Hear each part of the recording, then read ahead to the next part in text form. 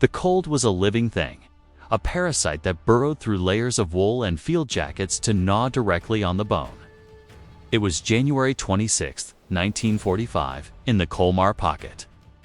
A patch of frozen hell in eastern France where the trees shattered like glass under artillery fire and the ground was harder than the steel of a tank tread. Second Lieutenant Audie Murphy, 19 years old and weighing barely 110 pounds, soaking wet, stood in a foxhole that felt more like a grave.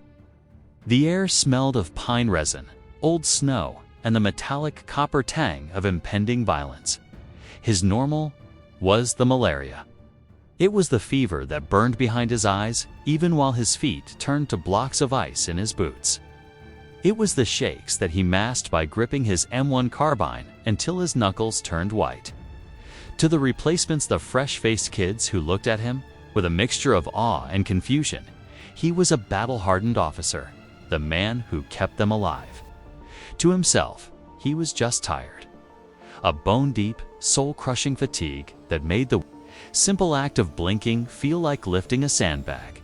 The chaos of the front line was a rhythm he knew too well.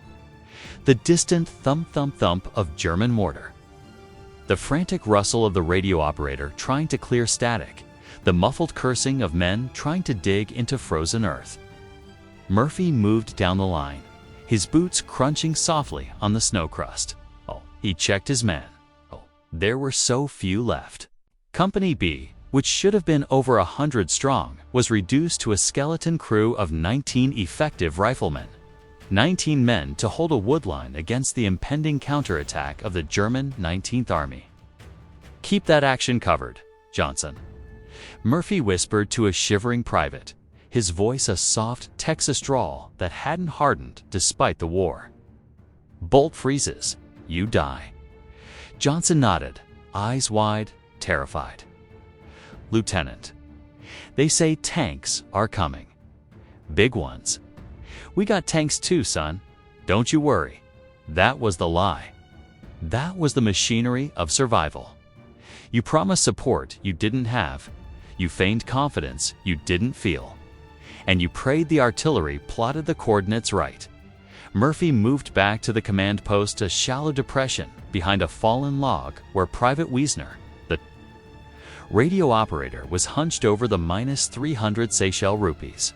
The radio was their umbilical cord to the rear. To warmth, to a world where people weren't freezing to death in a French forest.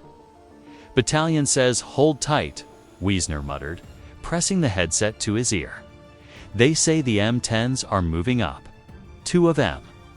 Tank destroyers." Murphy looked back toward the snowy trail leading rearward.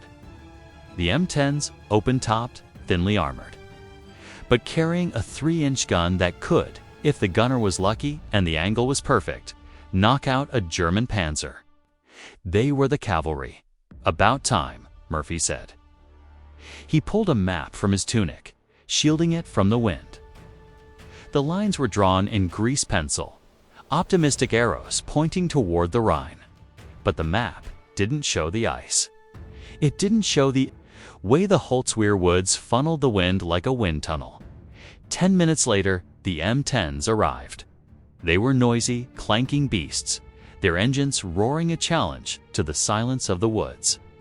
They maneuvered into position on the road, their tracks sliding dangerously on the hard-packed ice.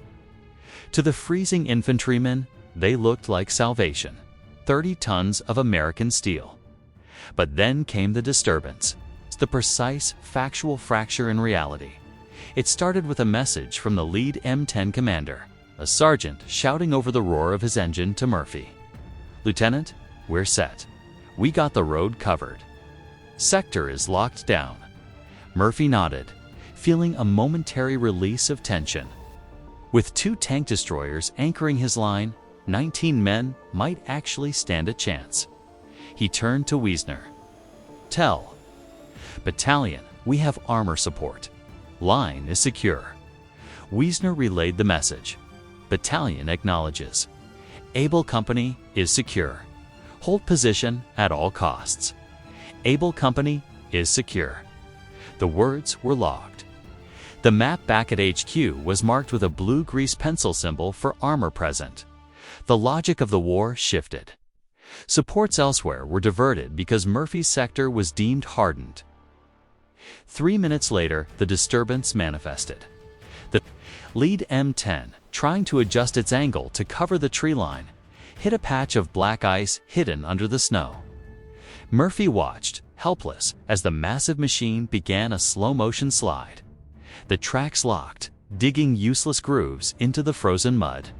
The tank destroyer slewed sideways, tilting dangerously until it slid backward into a drainage ditch. The gun barrel slammed into the earth, jamming into the mud. The vehicle was hopelessly bogged, its main gun pointing uselessly at the sky. The second M10, seeing the first one slide, tried to reverse. The driver panicked. The tracks spun, throwing. Rooster tails of snow. It didn't slide into a ditch, but it backed into a depression. Leaving its hull exposed and its gun traversed to the rear useless for the coming fight. Murphy stared. The secure line was gone. The armor support was a mirage. Wiesner. Murphy hissed. Get battalion back on the line. Tell them the M10s are out of action. We have no armor. Repeat, no armor. Wiesner frantically cranked the radio. Battalion, this is Able Company. Correction on previous armor is ... say again. Hello, Wiesner. Looked up, his face draining of color. Jamming, sir. Or the cold killed the battery. I'm getting nothing but static. The order hold position at all costs remained. It was an order based on a reality that no longer existed. The map at HQ showed 2 functional tank destroyers. The reality in the Holtzweiler woods was 2 immobilized metal coffins and 19 freezing riflemen. The convoy of support had arrived and then effectively vanished. The instability of human judgment, the assumption that machines would work on ice. The assumption that a radio signal confirmed a tactical reality had sealed their fate. Then, the horizon moved. It wasn't the wind. It was a low, guttural rumble that vibrated through the soles of Murphy's boots, deeper than the shivering of his malaria. He looked across the snow-covered field toward Holtzweiler. Out of the white haze, shapes emerged. Not soft shapes like men, but hard, angular, geometric shapes. The white camouflage paint on their hulls barely concealed the dark gray steel underneath. Tiger. Tanks. 6 of them, and behind them, a wave of white-clad infantry. Hundreds of them, moving with the slow, inexorable momentum of a glacier. Tanks. Someone screamed down the line. Tiger tanks. The panic was instantaneous. 'Twas a chemical reaction, sharp and acidic. The men of Company B looked at their rifles, then at the sliding M10s, then at the approaching monsters. They looked at Murphy. Murphy felt the fear. It was a cold hand gripping his heart. But beneath the fear, beneath the malaria, beneath the exhaustion, there was something else. A cold, hard anger. The order was wrong. The support was gone. The map was a lie. He grabbed the field telephone, the landline that ran back to the artillery. Post. It was the only line left. Artillery. Murphy shouted into the mouthpiece. This is Murphy. I need a barrage. Danger close. Coordinates. He rattled off the numbers, his mind working with the icy precision of the metronome. Lieutenant, the artillery officer's voice crackled, skeptical. Danger close. That's right on top of your position. We have you listed as having armor. Support. Let the M10s handle the lead tanks. The M10s are dead. Murphy screamed, his voice cracking. The map is wrong. There is no armor. Give me the rounds or we are dead. Adjusting, ... The voice said, slow, bureaucratic. Stand by. Murphy dropped the phone. He looked at his men. They were breaking. He could see it in their eyes, the flight instinct taking over. They were 19 men against an army. "Pull back," Murphy ordered. He didn't shout it with panic. He said it with command. "Get to the woods. Get to the tree line. Go." "What about you, Murph?" Wiesner asked, grabbing the radio. "I'm staying," Murphy said. He unclipped his carbine. "Someone has to direct the fire. Go."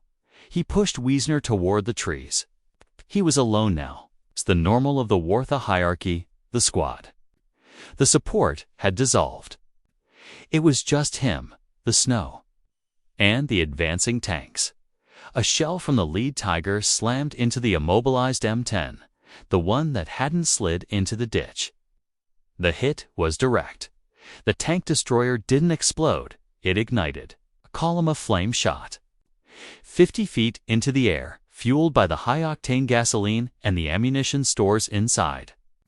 The crew scrambled out, burning, running for the snow. Murphy stood his ground. He was tiny against the backdrop of the burning forest. The heat from the burning M10 was intense, searing the skin on his face while his back remained frozen. He looked at the burning wreck. The M10 was finished, but the .50 caliber machine gun mounted on the turret. The turret was slewed, but the gun looked intact. The Germans were closing. 200 yards. 150 yards. The disturbance a lie of the secure line had created. A gap that would let the Germans roll right through to the division CP, unless the gap was filled. Murphy didn't think. He didn't calculate.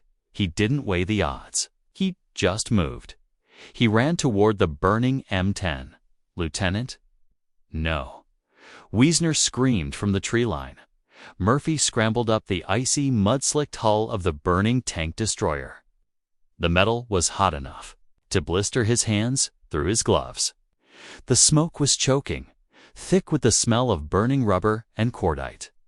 He vaulted onto the rear deck, right next to the open turret where the flames were licking at the ammunition-ready racks.